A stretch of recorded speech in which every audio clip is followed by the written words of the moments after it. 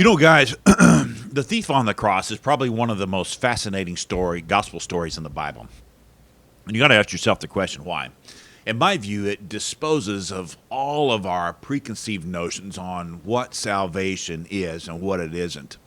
Because it's never about us, it's always about him. And our text today is going to be in Luke chapter 23, verses 39 through 43. And obviously, I'm going to set the conditions for this. Jesus is on Calvary. He's on the cross. And listen to what it says here in the book of Luke. In verse 39, then one of the criminals who were hanged blasphemed him, saying, "If you are the Christ, save yourself and us." But the other answering rebuked him, saying, "Do you not even fear God, seeing him that you are under the same condemnation? And we indeed justly for what we received the due reward for our deeds, but this man has done nothing wrong." Then he said to Jesus, "Lord, remember me when you come into your kingdom." Verse 43, and Jesus said to him, "Assuredly I say to you, you will be with me in paradise." I want you to let that the last words there of that text sink in there. You will be with what? Me. Okay, I want you to let that sink in, because here's the thing, folks. It's all about him. It's not about us. You know, but what I find so fascinating about this text is just the sheer humility of the robbers off the charts. Remember me. He's asking Jesus to remember me. So he's basically, the robber is taking you through like the ABCs of salvation. You know, he's admitting he's a sinner. He's believing that Jesus is indeed God with what he told the other thief. And he's basically asking to forgiveness and commit to him. But notice what the robber says, remember me. Jesus is fixing to tell him, it's not about you, son. It's about me. The robber is publicly acknowledging him in front of the world, okay? And then Jesus says, "You will be with me in paradise."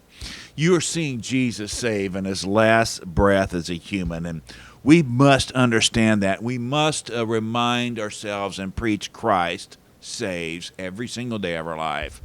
It's not faith plus works. It's not the equal salvation. It's not what you do or what you give. It's the gospel is not civics. It's not social justice. It's not socialism. It's not how many times you could be nice to somebody, even though you need to let the light of Jesus shine on you. And if you're a Christian, you'll do that. But the gospel is not. Here's the thing, folks. You could work your fingers to the bone, and you're going to die and go to hell with bony fingers.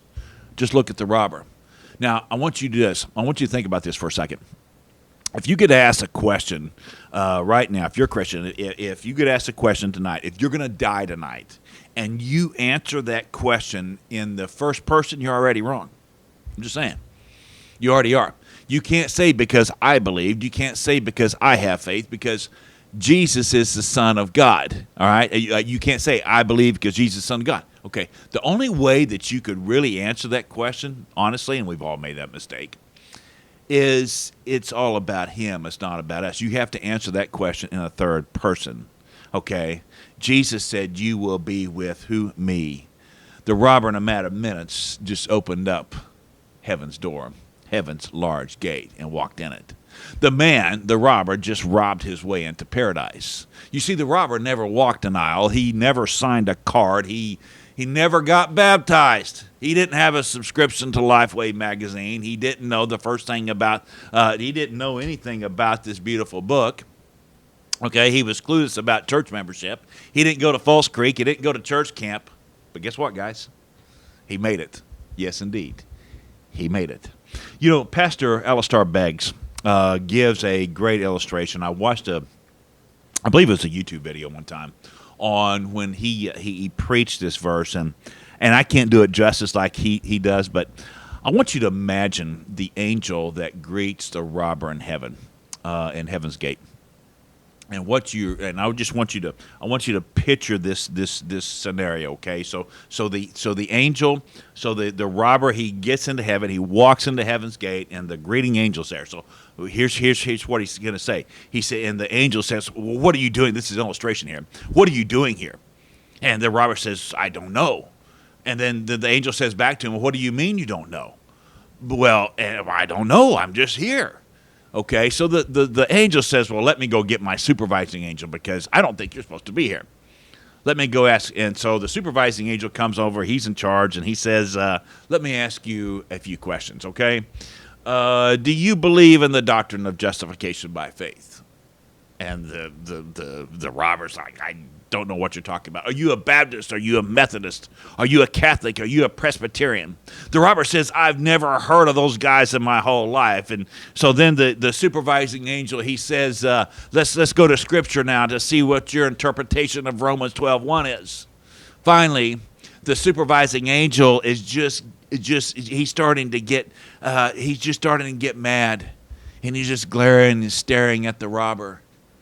And he says in frustration, on what basis are you here? And you know what the robber told him? He said, the man on the middle cross said I can come. Think about that, folks. And that today is a bold word from a bold book. God bless you, friends, and go bold.